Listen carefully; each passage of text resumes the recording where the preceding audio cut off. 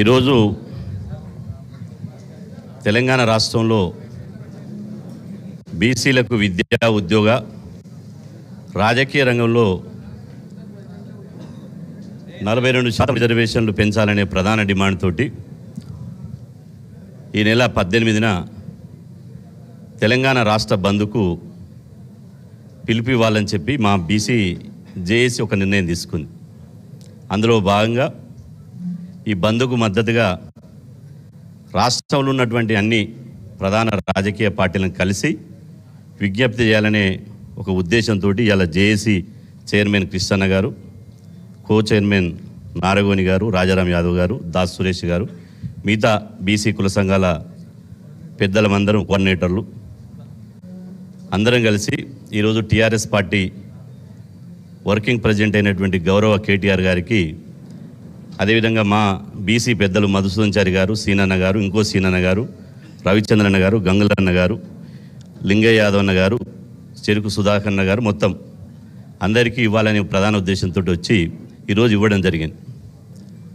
ప్రధానంగా ఒకటి గుర్తు చేసుకోవాలి.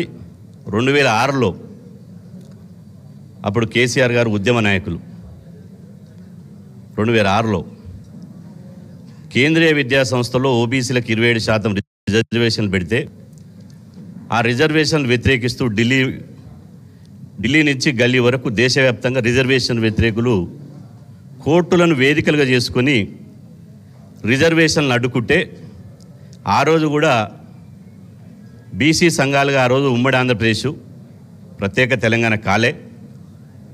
ఆ రోజు 2006లో కృష్ణన్న గారు మేము ఇదే భవన్లో గౌరవ మాజీ ముఖ్యమంత్రి కేసీఆర్ గారిని కూడా కలవడం జరిగింది. దాదాపు మాతోటి 6 గంటల సేపు సుదీర్ఘంగా చర్చించడం జరిగింది. వారు ఒక మాట చెప్పారు మాకు అప్పుడు. దేశంలో భారతదేశంలోనే అప్పుడు 28 రాష్ట్రాలు, ఇప్పుడు 29 రాష్ట్రాలు.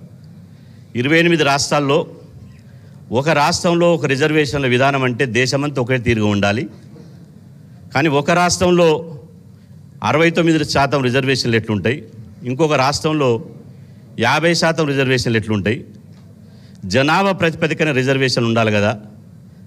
కాబట్టి భారతదేశంలో చూస్తే ఎస్సీ, ఎస్టీ, బీసీ, మైనార్టీలు కలిపితే 90% అవుతారు. అత్యధిక జనాభా ఉన్నటువంటి రాష్ట్రం తెలంగాణ రాష్ట్రం అవుతుంది. కాబట్టి ఆ తెలంగాణ వచ్చిన తర్వాత తమిళనాడు రాష్ట్రంలో ఎట్లయితే 69% రిజర్వేషన్లు ఉన్నాయో ఆ 69% రిజర్వేషన్లను మనం సాధించుకుందామని చెప్పి ఆ రోజు గౌరవ మాజీ ముఖ్యమంత్రి కేసీఆర్ గారు మాతో చెప్పడం జరిగింది. కాబట్టి మీ 27% రిజర్వేషన్ల బంద్కు మేము మద్దతు ఇస్తామని చెప్పి మద్దతు ఇచ్చారు, సంపూర్ణంగా మద్దతు ఇచ్చారు. మద్దతు ఇవ్వడమే కాదు, 2006లో మేము ఇచ్చినటువంటి బంద్లో భాగంగా సికింద్రాబాద్ రైల్వే స్టేషన్లో రైలు రోకో చేస్తే స్వయంగా కేసీఆర్ గారు వచ్చి మాతో పాటు రైలు రోకో మీద రాస్తారోకో చేయడం జరిగింది. ఇదంతా ఎందుకు చెప్తున్నామంటే కేసీఆర్ గారు అప్పుడే ఒక సందర్భంలో, అప్పుడా బహుశా ముందా, పర్యాద కృష్ణమూర్తి అని టీఆర్ఎస్ పార్టీలో పెద్ద సీనియర్ లీడర్, ఆ తర్వాత జల్లి సిద్ధయ్యనా జల్లి కనకయ్యనా, జల్లి సిద్ధయ్య పర్యాద కృష్ణమూర్తి తోటి ఒక బీసీల యొక్క సమగ్ర సామాజిక సమస్యల మీద ఒక కమిటీ వేశారు టీఆర్ఎస్ పార్టీ నుంచి.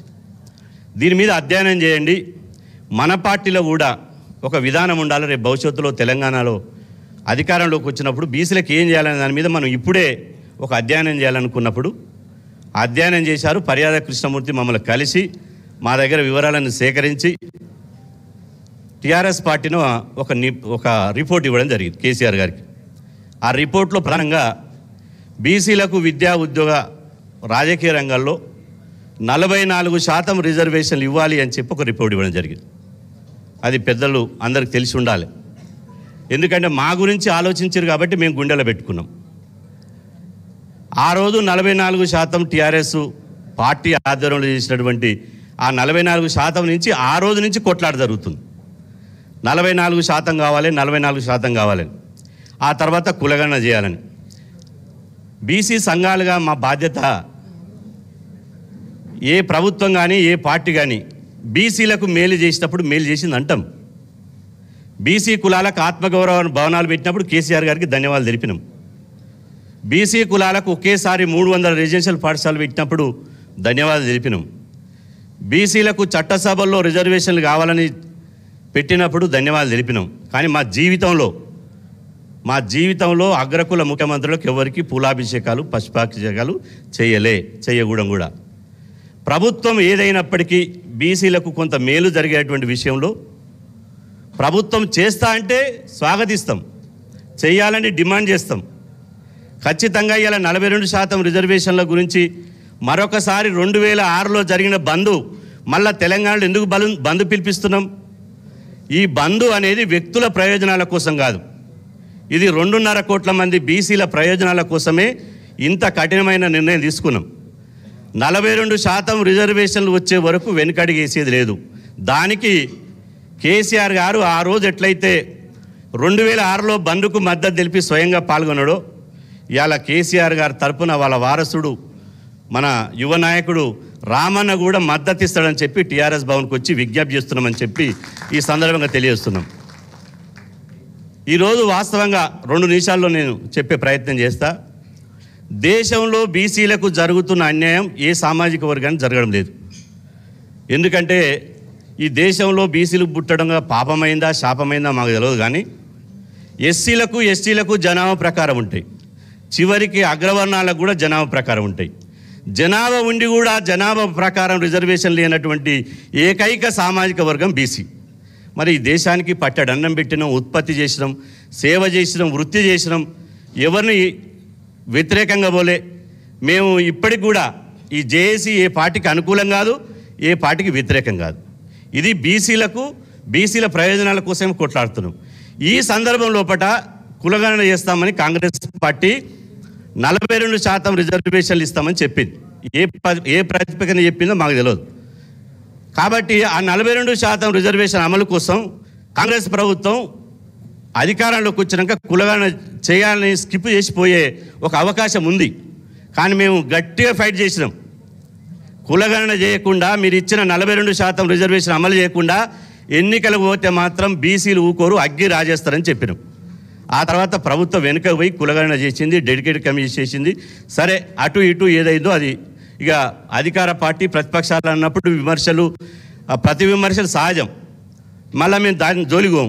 కానీ 42% రిజర్వేషన్లు డెడికేటెడ్ కమిషన్ నిర్ధారించిన తర్వాత స్థానిక సంస్థల ఎన్నికలకు పోవాలన్న సందర్భం లోపల ఇది హైకోర్టులో కొంతమంది రెడ్డి జాగృతికి సంబంధించిన వాళ్ళు కేసులు వేశారు. రెడ్డి జాగృతికి సంబంధించిన వాళ్ళ కేసులు వేసినటువంటి ఆరోపణ ఏంటి అంటే 3 ఆరోపణలు చేశారు. ఒకటి, 50% సీలింగు దాటొద్దు అని. 50% సీలింగ్ అనేది డాక్టర్ బిఆర్ అంబేద్కర్ రాసినటువంటి రాజ్యాంగంలో 50% సీలింగ్ అనేది ఎక్కడ లేదు. ఒకటి. రెండోది, 50% సీలింగ్ అనేది పార్లమెంట్లో కూడా చట్టం కాలే. 2. మూడోది, వాళ్ళు చెప్పేది ఏంటంటే 1992లో ఇందిరాసాని కేసులో ఏదైతే భారతదేశంలో ఇందిరాసాని కేసు అనేది ఒక 9 మంది జడ్జిల ఒక కేసు ఉంది. ఆ ఇందిరాసాని కేసులో 50% రిజర్వేషన్ దాటొద్దన్నారు కాబట్టి మేము దాటని ఏమంటారు. ఇందిరాసాని కేసు అప్పుడు 1992లో భారతదేశ జనాభా 70 కోట్లు, ఇప్పుడు 142 కోట్లు. 1992లో 70 కోట్లు అయితే సగ జనాభా పెరిగింది. అందులో పెరిగింది ఎక్కువ ఎవరు పెరిగిందంటే బీసీ ఎస్సీ ఎస్టీలు పెరిగింది. తర్వాత 2010లో Krishnamurthy versus union of India కేసులో కూడా 50% సీలింగ్ దాటొద్దని చెప్పింది. 2021లో కూడా వికాస్ రావు గవాలి వర్సెస్ మహారాష్ట్ర గవర్నమెంట్ విషయంలో కూడా 50% దాటొద్దని చెప్పింది. కానీ ఈ 3 కేసులలో మా కేటీఆర్ అన్నకు విజ్ఞప్తి చేసేది ఏంటంటే ఈ 3 కేసులలో కూడా ఒక జడ్జిమెంట్లో ఒక పేరా ఇచ్చింది. అసాధారణమైన పరిస్థితుల్లో సామాజిక స్థితిగతులను బట్టి జనాభా గనుక ఎంపారికల్ డేటా కనుక డెడికేటెడ్ కమిషన్ ద్వారా ట్రిపుల్ టెస్ట్ ద్వారా నిర్ధారించగలిగితే ప్రత్యేక పరిస్థితుల్లో రిజర్వేషన్లు పెంచుకోవచ్చు అని చెప్పింది. ఈ అంశాన్ని ఎవరు చెప్తలేరు. 50% అని చెప్తారు. ఒకటి, ఈ అసాధారణ పరిస్థితుల్లో పెంచుకునే అవకాశం ఒకటి ఉంది. రెండోది, కోర్టు తీర్పులు అనేది ఒక చట్టం కాదు. కోర్టు తీర్పులు సామాజిక పరిస్థితులను బట్టి వాతావరణం బట్టి సమీక్షించుకొని మార్పులు చేసుకోవచ్చు, చేర్పులు చేసుకోవచ్చు, లేకపోతే దాన్ని రద్దు చేసి ఇంకో కొత్త జడ్జిమెంట్ ఇవ్వచ్చు. ఈ అవకాశం ఈ దేశంలో కోర్టులు ఇవ్వడం లేదు. అంటే బీసీల పక్షాన కోర్టులు లేవని రూఢి అయిపోయింది. ఆ తర్వాత ఇక ప్రభుత్వాలు ఏంటంటే అడగాల్సిన వాడేం అడుగుతలేడు, చేయాల్సిన వాడేమో చేస్తలేడు. అడగాల్సిన వాడు ఎవడో మీకు తెలుసు, చేయాల్సిన వాడు ఎవడో మీకు తెలుసు. కాబట్టి అడగాల్సిన వాడు అడగాలన్నా, చేయాల్సిన వాడు చేయాలన్నా, రిజర్వేషన్ వ్యతిరేకుల బుద్ధి మారాలన్నా, అదేవిధంగా కోర్టులు తమ అటిట్యూడ్ను చేంజ్ చేసుకోవాలన్నా. ఎందుకంటే కులగణన ఉన్నప్పుడు అదే తీర్పులు ఇస్తాం, కులగణన లేనప్పుడు అదే తీర్పులు ఇస్తామంటే కులగణన ఎందుకు?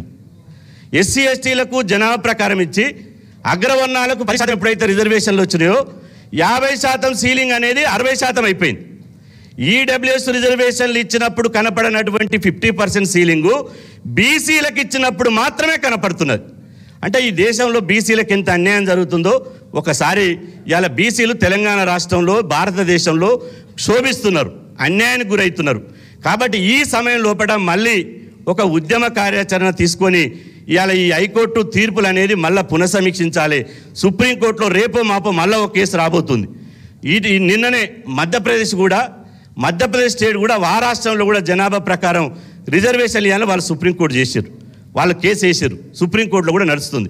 కాబట్టి గతంలో ఇదంతా ఎందుకు చెప్తున్నా అంటే, గతంలో కేసీఆర్ గారు మా బంద్కు మద్దతు ఇచ్చినప్పుడు సుప్రీంకోర్టు స్టే ఇచ్చింది. తెలంగాణ ఉమ్మడి ఆంధ్రప్రదేశ్లో బంద్ చేసినప్పుడు ఈ బంద్ను చూసి, ప్రజాక్షేత్రంలో ఈ యొక్క ఆందోళన చూసి సుప్రీంకోర్టు కూడా తమ యాటిట్యూడ్ మార్చుకున్నది, తమ జడ్జిమెంట్ మార్చుకొని ఇచ్చినటువంటి స్టే మీద స్టే ఎత్తేసి బీసీలకు, ఓబీసీలకు ఇవాళ విద్యా ఉద్యోగాల్లో 27% రిజర్వేషన్ అమలవుతున్నాయి. కాబట్టి ఇక్కడ మా రిక్వెస్ట్ ఏంటంటే, ధర్మం న్యాయం బీసీల పక్షాన ఉంది. మేము ఒక చిన్న విషయం ఏంటంటే, బీసీల జనాభా 60% ఉంది. 60% అంటే 60% రిజర్వేషన్ కోరుతలేం, 42% అడుగుతున్నాం. అంటే 18% ఓపెన్కి వదిలేస్తున్నాం. ఒకవేళ తెలంగాణలో ఎస్సీ ఎస్టీ బీసీలకు ఇప్పుడు లోకల్ బాడీ ఎన్నికల్లో 67% రిజర్వేషన్ ఇచ్చినా ఓపెన్ కేటగిరీలో 33% ఉంటుంది. ఇది ఎవరికి అన్యాయం జరగదు. మా 18% వదిలేసినాం, జనరల్ కేటగిరీ వదిలేసినాం. అయినప్పటికీ కూడా బీసీల మీద పగబట్టి బీసీలు సర్పంచ్లు కావద్దు, వార్డు మెంబర్ కావద్దు, వీళ్ళు గొర్రెలు కాసుకుంటా, బర్రెలు కాసుకుంటా, పాలు పిండుకుంటా, బట్టలు ఉతుకుంటా, క్షవరాలు చేసుకుంటూ ఉండాలనే కుట్ర జరుగుతుంది. కాబట్టి ఈ కుట్రలను ఛేదించి మేమెంతో మాకంత వాటా దక్కాలనే ఉద్దేశంతో ఇవాళ ఈ బంద్ కార్యక్రమం చేసినాం. కాబట్టి ఆ రోజు కేసీఆర్ గారి పాత్ర ఏ విధంగా అయితే బీసీ సమాజానికి ఒక అండగా ఉండి ఆర్ కృష్ణ ఆమరణ నిరాదీక్ష చేసినప్పుడు కూడా ఉమ్మడి ఆంధ్రప్రదేశ్లో అప్పుడు కూడా టీఆర్ఎస్ భవన్కి వస్తే చెప్పిండు, అప్పుడు రోషయ్య ముఖ్యమంత్రి, ఇవాళ ఫీజు రియంబర్స్మెంట్ కోసం చేస్తున్నవే గదెందుకు అంటే, లేదు చేస్తా అంటే ధర్నా దీక్ష కూర్చున్న రోజే, మొదటి రోజే కేసీఆర్ గారు వచ్చారు. అంటే బీసీల పట్ల తనకున్నటువంటి ప్రేమ అట్లాంటిది. కాబట్టి ఈ సమయంలో కూడా దయచేసి ఇది రాజకీయ విమర్శలు కానీ లేకపోతే ఈ పార్టీ ఆ పార్టీ మీ సహజం, దాన్ని మేము ఏం అభ్యంతరం చేసుకోవట్లేము. కాబట్టి ఈ సమయం లోపల బీసీలకు జరుగుతున్నటువంటి అన్యాయం మీద ఇచ్చేటువంటి ఈ బంద్కు టీఆర్ఎస్ పార్టీ తరఫున సంపూర్ణ మద్దతు చేసి బీసీల పక్షాన న్యాయానికి, ధర్మానికి అండగా ఉండాలని చెప్పి మేము ప్రత్యేకంగా విజ్ఞప్తి చేస్తూ సెలవు.